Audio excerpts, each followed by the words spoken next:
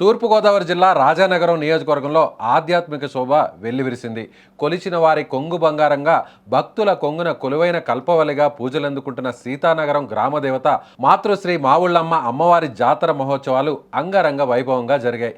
ఈ పుణ్య సందర్భంగా జాతరలో ఒక అద్భుత ఘట్టం ఆవిష్కృతమైంది. అమ్మవారికి ఒక కళ్ళు చెదిరే అపురూపమైన కానుక అందింది. హిందూ ధర్మ రక్షణే శ్వాసగా దైవ భక్తే మార్గంగా ముందుకు సాగుతున్న విశ్వ హిందూ ధర్మ పరిరక్షణ రామసేన అధ్యక్షులు బీజేపీ సీనియర్ నాయకులు కంబాల శ్రీనివాసరావు అమ్మవారిపై తనకున్న అపారమైన భక్తిని, సేవాభావాన్ని చాటుకున్నారు. సుమారు 10 లక్షల రూపాయల సొంత వ్యయంతో అమ్మవారి కోసం కిరీటంతో కూడిన అత్యంత సుందరమైన వెండి కవచాన్ని తయారు చేయించారు. హిందూ ధర్మం పట్ల, దైవ కార్యాల పట్ల ఆయనకున్న అంకిత భావాన్ని ఈ మహాకార్యం ఒక నిదర్శనంగా నిలిచింది.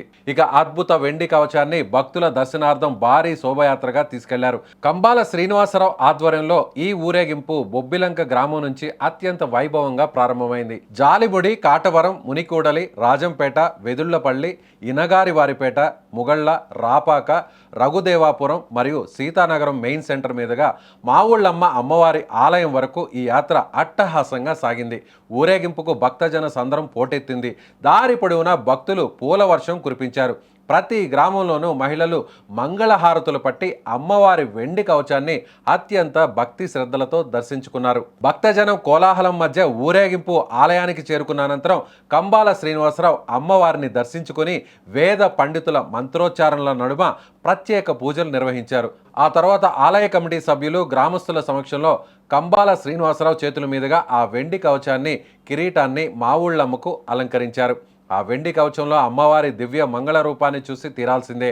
ఆ జగన్మాతను చూడగానే భక్తుల మనసులు పులకరించిపోయాయి.